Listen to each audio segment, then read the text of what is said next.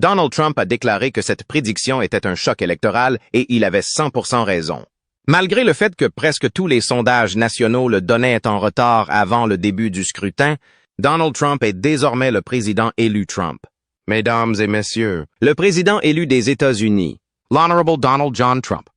Suite aux résultats de la dernière élection présidentielle aux États-Unis, en 2024, l'administration Biden-Harris a finalement pris fin. Le 19 janvier 2025, le président élu Donald Trump a lancé son administration avec un discours époustouflant, détaillant ses plans pour les États-Unis et insistant sur la cohérence et la transparence.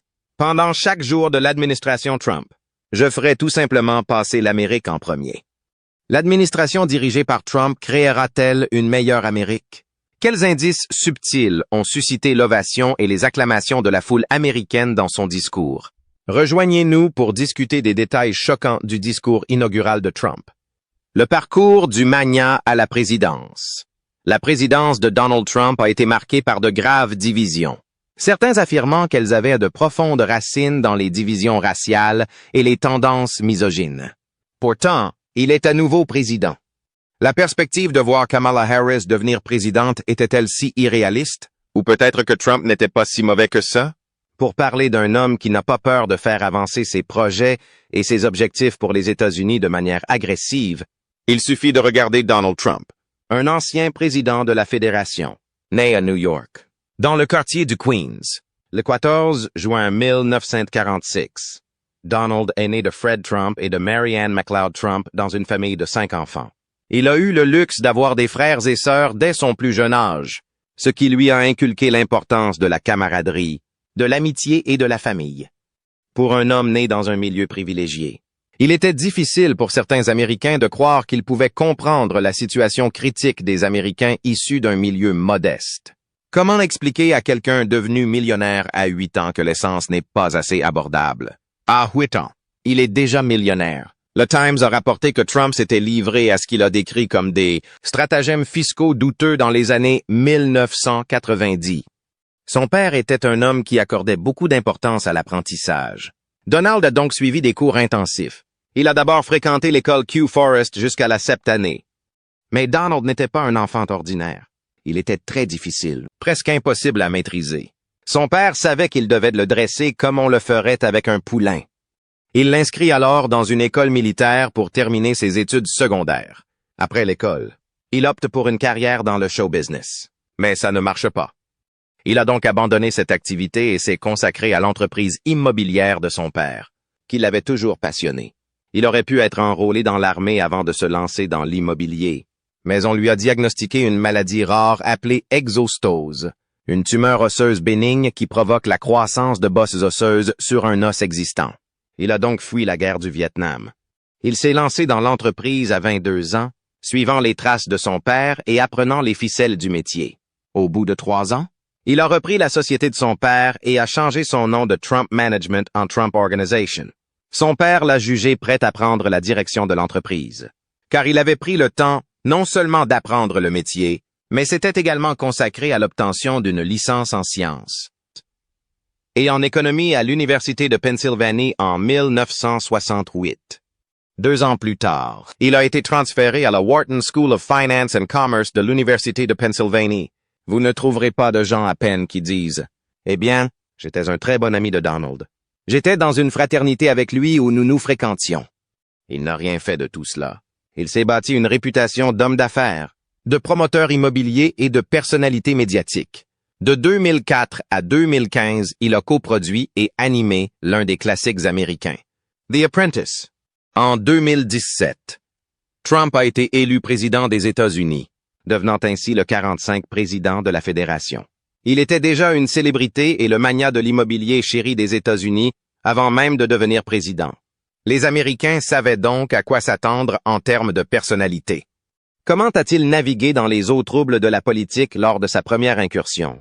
La première incursion de Donald Trump dans la politique. Trump a toujours eu un don pour le leadership et la gestion, qu'il a cherché à mettre en pratique en politique. Son expérience dans le monde des affaires lui a permis de savoir comment changer les choses quand cela s'avère nécessaire. Il a donc changé de parti politique et d'idéologie à sa guise. Rien à voir ici. Cependant, Juste un politicien qui fait de la politique. Pour donner un peu de contexte, en 1987, il s'est inscrit comme républicain, puis est devenu membre du Parti de l'Indépendance, une filiale d'État du Parti de la Réforme en 1999, puis a changé de camp en 2001 et est devenu démocrate. Il a apprécié ses idéologies pendant 2 années supplémentaires, puis a choisi de ne plus être affilié à aucun parti en 2011, en tant que plus grand président de l'histoire des États-Unis. Moi, Donald John Trump. Que Dieu bénisse l'Amérique. Mais au bout d'1 an, ses racines républicaines l'ont interpellé et il n'a pas su dire non. Dans les cercles politiques, ses ambitions n'ont pas été prises au sérieux au début, car tout le monde le voyait avant tout comme un homme d'affaires au beau visage qui savait organiser une bonne fête. Mais le bon vieux Donald était bien plus que cela. En fait, en 1987, il a placé plusieurs publicités importantes dans 3 des principaux journaux américains, expliquant ses vues sur la manière d'éliminer le déficit budgétaire fédéral. À partir de ce moment, son nom a commencé à avoir un certain poids dans les cercles politiques. Son ambition de devenir le prochain président des États-Unis en l'an 2000 a grandi à pas de géant. Alors qu'il était candidat aux primaires présidentielles du Parti réformiste depuis 3 mois, il a soudainement voulu se retirer. C'était presque comme s'il ne savait pas ce qu'il voulait faire. Peut-être être un homme d'influence qui reste dans les couloirs du pouvoir ou simplement être le visage de tout cela. Mais en 2011, il semble avoir retrouvé son enthousiasme et il a flirté avec l'idée de se présenter contre un candidat présidentiel très populaire à l'époque, Barack Obama. Lors de l'élection de 2012 faisant sa première apparition à la Conférence d'action politique conservatrice. Sa confiance a rempli les salles et a vraiment fait en sorte que les gens l'encouragent. Le président Trump a prononcé aujourd'hui son premier discours public depuis qu'il a quitté la Maison-Blanche. Il a pris la parole lors de la conférence d'action politique conservatrice au CPAC de Floride. Il a parlé de ses projets de réaffirmer le leadership du Parti républicain dans la perspective des élections de mi-mandat. Jesse Turner nous en dit plus depuis Washington. Mais en mai, il a décidé de se retirer de la course en faisant une annonce publique. Les Américains ont commencé à être frustrés car il était devenu un motif récurrent chez lui. Puis est venu le mois de juin 2015 et Donald Trump est revenu avec le sourire familier. La bravade et quelques prises de position controversées, annonçant sa candidature comme une incitation à la haine. Sa technique de montée et de chute passée en matière de campagne présidentielle l'a dépeint comme un garçon qui criait au loup et aujourd'hui personne ne le croit, ni ne le prend au sérieux. Cependant, au fil des jours, des semaines et des mois, Trump est resté engagé dans sa cause et cette fois, il semblait être venu pour rester. En début, les sondages nationaux étaient tous en faveur d'Hillary Clinton, ce qui n'est pas une surprise puisqu'elle n'a pas abandonné la course présidentielle 2 fois sans aucune explication. Mais Trump a soudainement grimpé dans les sondages grâce à ses grands discours et à son attitude autoritaire. L'Amérique n'avait pas vu un président aussi sévère depuis longtemps, car il se distinguait totalement de l'attitude cool d'Hillary et de l'aura posée de Barack Obama. Lentement mais sûrement, il a réduit son avance dans les sondages et a choisi Mike Pence comme colistier. Ses débats avec Hillary Clinton furent houleux. Si elle s'efforçait surtout de rester dans le cadre d'une sélection linguistique, Donald Trump était une bête différente. Il n'hésita pas à expliquer qu'il n'avait aucun intérêt pour le politiquement correct, car il le considérait comme un obstacle à la liberté d'expression. Son manifeste était assez simple. Il prônait l'indépendance énergétique, la renégociation des relations entre les États-Unis et la Chine et critiquait le droit de naissance, qui donnait trop de pouvoir aux bébés. Cependant, son manifesté le plus prononcé était le contrôle extrême ou l'interdiction totale des immigrants provenant de pays majoritairement musulmans. Bien que ce point de campagne lui ait valu une certaine réaction de la part des médias et de certaines parties des États-Unis, il a réussi à remonter dans les sondages et il semblait avoir de bonnes chances de remporter l'élection. Comme prévu, le 8 novembre 2016, Trump a remporté le décompte officiel des voix avec 304 voix contre 227 pour Clinton. Son élection a battu de nombreux records, notamment celui de devenir le premier président des États-Unis à n'avoir jamais servi dans l'armée. La victoire de Trump a été plutôt mélodramatique, car il a attiré des voix importantes dans des États comme le Michigan, la Pennsylvanie et le Wisconsin, tous considérés comme les bastions démocrates américains. C'était la première fois depuis longtemps que les États-Unis avaient un gouvernement républicain indivisible, ce qui signifie que les deux chambres du Congrès étaient contrôlées par le gouvernement républicain, tout en ayant un républicain comme président. Mais à quel point son premier mandat a-t-il été positif? Donald Trump a prédit que ce serait une surprise le soir de l'élection et il avait raison à 100%. Malgré le fait que presque tous les sondages nationaux le donnaient en retard avant le début du scrutin, Donald Trump est désormais le président élu Trump. Le premier rodéo de Trump. Après sa victoire remarquable contre Hillary Clinton lors de l'élection de 2016, il a été investi le 20 janvier 2017. Comme tout le monde l'avait prévu. Son discours était très intimidant et s'accompagnait de la bravade unique qu'il avait toujours eue. Alors qu'une grande partie de l'Amérique soutient son programme en tant que nouveau président, d'autres ont écrit 1 million d'articles sur les tendances misogynes de Donald Trump et son mépris de leurs sentiments.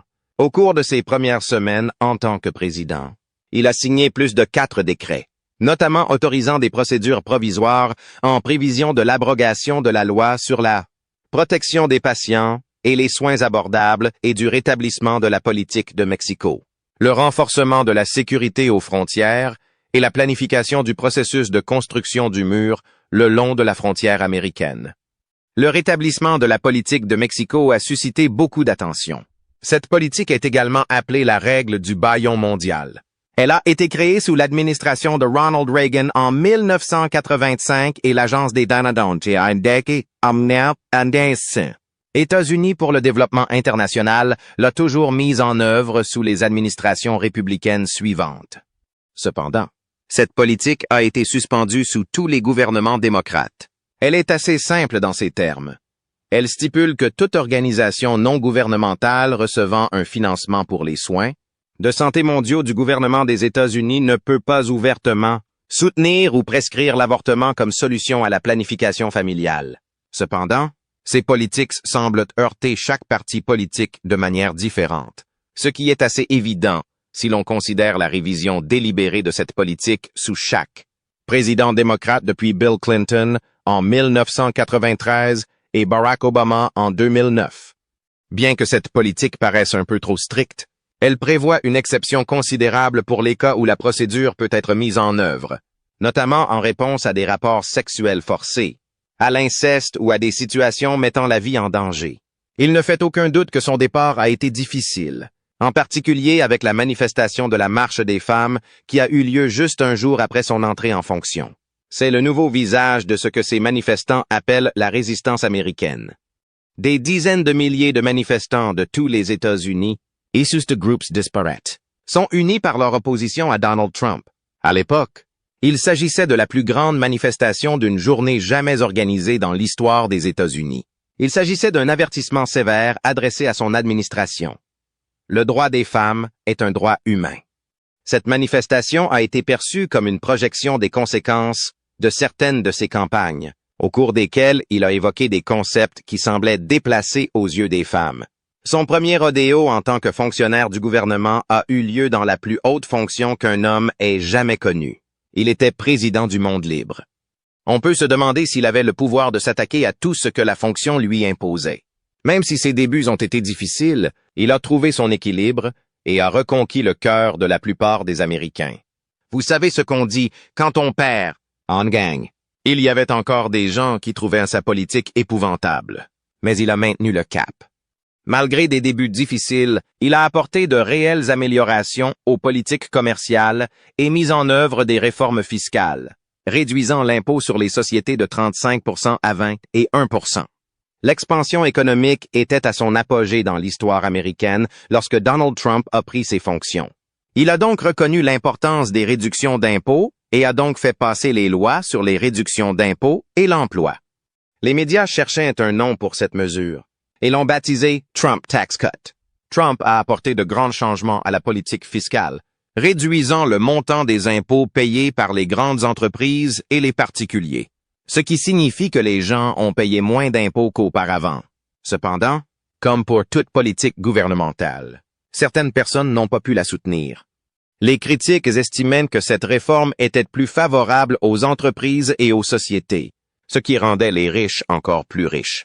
Bien que sa première administration ait connu des hauts et des bas, Elle a connu des jours de gloire comme la réforme des affaires des anciens combattants, qui a ouvert la voie à des options de soins privés pour les anciens combattants de guerre.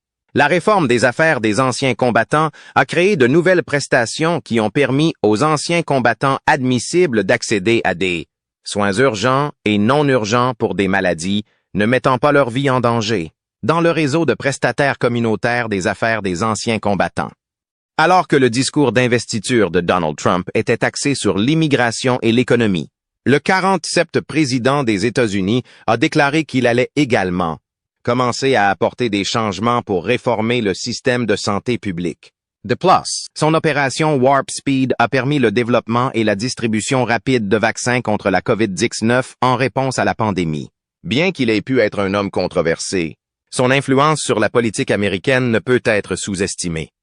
Mais en 2021, il a perdu les élections face au duo Biden-Harris. Alors que Donald Trump a été critiqué en tant que président, il semble soudainement à nouveau très demandé par le public. Et cette fois, il avait Elon Musk, PDG de Tesla, ex de SpaceX, pour le soutenir. Et en 2024, il a affronté Kamala Harris et il a gagné. Et comme ça, le président Trump est de retour. Comment son récent discours d'investiture a-t-il conquis les cœurs? Le président est de retour avec une surprise. Il semblerait que l'Amérique ne se lasse pas du costume bleu, des cheveux blonds, de la cravate rouge et du discours enflammé de Donald Trump. Le 19 janvier 2025, il était au meilleur de sa forme, inscrivant ses mots dans la tête de tous les Américains qui l'écoutaient. Ce n'était pas une surprise, car il avait toujours été connu pour son don pour les mots. Il était plutôt en paix avec son nouveau mandat de président. Et cette fois, il n'a pas manqué de montrer le soutien du magnat de la technologie Elon Musk alors qu'il faisait campagne, pour avoir la chance de diriger à nouveau l'Amérique et de ramener le leader dont elle avait si désespérément besoin. Trump n'a jamais été du genre à cacher son appréciation ou son dégoût pour les politiques gouvernementales qui ne lui plaisaient pas. Lors de sa campagne, il a fait savoir que la liberté accordée à la communauté LGBTQI serait limitée, notamment par une participation réduite à l'armée. Il a également évoqué l'importance de la transparence et de la démolition, des superstructures politiques qui ont longtemps fait obstacle à la justice. Lors de son discours d'investiture, il a annoncé que certaines déclarations avaient provoqué une onde de choc au sein de la population américaine et peut-être même au sein de la CIA. Sur scène, il avait à ses côtés Robert Kennedy Jr., fils du défunt sénateur Robert Kennedy Sr., frère du défunt président John Fitzgerald Kennedy, qui fut assassiné le 22 novembre 1963, l'Amérique reste dans un état de tristesse constante lorsqu'il est question de John Fitzgerald Kennedy. Cependant, le rapport suggère que l'agresseur, Lee Harvey Oswald, avait déjà été appréhendé et que justice avait été rendue. Cependant, les spéculations ont persisté et planaient sur la Maison-Blanche comme un nuage noir. Certains ont remis en question le niveau de sécurité assuré par le service de sécurité de l'État, qui a rendu si facile l'abattage du président des États-Unis, qui a été tué par balle. Beaucoup ont estimé que l'histoire était plus complexe que ce que le FBI avait révélé. Il est donc généralement admis que sa disparition fait partie d'une conspiration de l'État profond dont la CIA et certaines personnes puissantes sont complices. C'est pourquoi, dans le cadre de ses premiers ordres en tant que président, il a choqué la foule en promettant de déclassifier les détails des dossiers de John Fitzgerald Kennedy. Il a également lancé une pique plutôt sournoise à l'administration Biden-Harris pour ne pas avoir fourni au fils de Robert F. Kennedy les détails de sécurité nécessaires dont il avait besoin pour se sentir en sécurité. D'autant plus que son père, un sénateur qui a servi les États-Unis de tout cœur, et de son oncle, le président, ont également perdu la vie dans l'exercice de leurs fonctions pour la nation. Ces paroles ont suscité une telle réaction que la foule a été stupéfaite. Qui aurait pu imaginer qu'un jour viendrait où un président déciderait d'ouvrir des documents classifiés pour apaiser les cœurs des civils qui se sentent encore si attachés à la disparition d'un tel homme et leur permettre de tourner la page? Ayant déjà été victime d'une tentative d'assassinat lors d'une campagne à Butler Township, Beach, Pennsylvanie, États-Unis, le 13 juillet 2024, il comprenait la peur qui accompagnait le moment d'une expérience de mort imminente. Mais il a affirmé qu'il n'avait pas peur et que ce moment lui avait donné une clarté d'esprit comme aucun autre.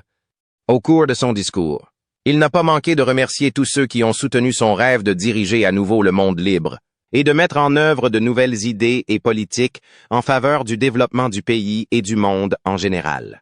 En tant qu'homme doté d'une vision pour les États-Unis, tant sur le plan moral qu'économique, Donald Trump voulait des gens partageant ses idées, qui voyaient le monde comme lui et étaient prêts à le saisir par la peau du cou. Et il a trouvé l'homme parfait en Elon Musk. Lors de son discours, lorsqu'il a présenté Elon Musk, il a fait quelques commentaires qui ont laissé la foule quelque peu bouche bée. Nous allons également réduire un autre aspect, le gaspillage dans notre bureaucratie fédérale pléthorique. Nous allons créer le nouveau ministère de l'efficacité gouvernementale, dirigé par un homme du nom d'Elon Musk, qui est ici quelque part. Je ne sais pas où il est, Bonsang. Cela a provoqué un silence, puis une ovation, accompagnée d'un cri d'approbation et de confusion. J'ai appelé Elon sur scène pour partager quelques mots, car il allait être nommé à la tête du nouveau département de l'efficacité gouvernementale. Il a insisté sur le fait qu'il connaissait trop bien les ordinateurs et que cela les avait aidés à remporter les votes. Sachant que le président est un peu un fauteur de troubles, certains pensent que ces mots pourraient être un moyen d'agacer les critiques qui prétendaient qu'il avait gagné parce que l'élection n'était pas équitable et qu'il y avait des soupçons de malversation. Tandis que d'autres ont cru au battage médiatique et ont supposé que le président avait dû faire une gaffe dans son enthousiasme et révéler au monde entier un secret qu'il devait garder. Nous n'en sommes même pas encore au premier jour de notre mandat et les conspirations abondent. Ces 4 années promettent d'être passionnantes. Mais la question brûlante est toujours la même. Parmi toutes les personnes qui évoluent en politique depuis toujours, pourquoi le président tenait-il tant à avoir Elon Musk à ses côtés? Le duo Elon et Trump? Si tout le monde pourrait défendre les arguments de Destiny's Child et des Backstreet Boys, peu de partenariats ont aussi bien réussi que le duo Elon et Trump. Il est rare de savoir que Donald Trump a toujours eu des sentiments pour les cas de transgenre aux États-Unis. La communauté LGBTQI+ a gagné en popularité et en notoriété aux États-Unis. Le président a donc pris clairement position à leur égard. Lors de son discours d'investiture, il a déclaré que les États-Unis ne reconnaîtraient que 2 genres, masculin et féminin. Il dénonce également la représentation d'hommes jouant dans le secteur féminin d'un sport et vice-versa. Il trouve ce concept révoltant et contraire à l'ordre naturel des choses. Si certains sont d'accord avec lui, d'autres ont fait de ses arguments un outil pour le battre. Honey Mahogany, directrice du Bureau des initiatives transgenres de San Francisco, a été en première ligne, menant la charge contre la politique du président Trump. Ce qui, selon elle, ne la surprend pas car sa campagne a toujours été axée sur l'utilisation de tactiques de peur pour inciter à la haine envers la communauté transgenre. D'autres soutiennent que cette politique exécutive mettra à mal et frustrera le bien-être mental et physique des personnes non conformes au genre aux États-Unis. Ce qui compte à l'avenir, c'est de faire des changements significatifs, de les consolider et de poser les fondations d'une Amérique forte pour un siècle. Pour des siècles. Pour toujours. Si Elon et le président sont d'accord sur de nombreux points, ce sujet semble constituer leur lien le plus solide. Elon Musk a remarqué les tendances homosexuelles de son enfant dès son enfance, et il a affirmé avoir tout fait pour le remettre sur la bonne voie avant qu'il ne grandisse. Mais le virus de l'éveil lui a pris son fils et l'a laissé avec une fille. Il a affirmé qu'il avait été trompé en autorisant un traitement médical lié à la transsexualité pour elle alors qu'elle avait 16 ans. Phil Wilson a affirmé que son père avait menti en disant qu'il n'était pas au courant de son traitement, car il fallait le consentement des 2 parents pour signer les documents, afin de lui permettre de vivre pleinement le processus de devenir une femme. Elle a affirmé qu'Elon était égoïste, cruel et narcissique, car il n'a jamais soutenu son désir d'être une femme depuis qu'elle était enfant. Wilson a affirmé que sa pire expérience avec son père dans l'enfance s'est produite alors qu'elle était en 4e année et qu'ils étaient en voyage ensemble. Elle a affirmé qu'il était dur et qu'il élevait la voix contre elle parce qu'il parlait avec une voix, car il s'attendait à ce qu'elle se comporte comme un garçon. Alors que Wilson soutient qu'elle était comme ça depuis sa naissance et que les traitements n'étaient que des moyens de rendre cela permanent. Elle a par inadvertance déclenché le débat sur la nature et l'éducation des personnes homosexuelles, avec des points d'interrogation sur le fait de savoir si elles étaient nées homosexuelles ou si elles avaient simplement été élevées comme ça. Pour se défendre, Elon a affirmé qu'il avait été trompé en signant les traitements parce qu'il prétendait que c'était pour sauver la vie de son fils. Mais qu'au lieu de cela, il avait perdu son fils et avait eu une fille qui a maintenant renoncé à son nom devant le tribunal. L'histoire d'Elon, associée à la croyance de Donald Trump en des genres strictement masculins et féminins, est devenue un sujet de discussion dans les médias pour expliquer pourquoi ils sont devenus deux petits pois dans une cosse, parmi une foule d'autres raisons. Reste à savoir si leur horreur du virus de l'esprit éveillé qui prend le devant de la scène ou d'autres politiques sur l'énergie durable et les voyages dans l'espace ont préparé le terrain. Car ce n'est que le premier jour de l'administration Trump. Le 20 janvier 2025. Pensez-vous que le président a fait une erreur en disant que le fait qu'Elon soit doué en informatique était la raison pour laquelle ils ont remporté l'élection? Y a-t-il une chance qu'il y ait plus derrière la disparition de John Fitzgerald Kennedy? Partagez vos réflexions avec nous dans la section des commentaires. N'oubliez pas d'aimer, de partager et de vous abonner pour en savoir plus. Cliquez également sur la vidéo suivante qui s'affiche sur votre écran. Vous l'apprécierez.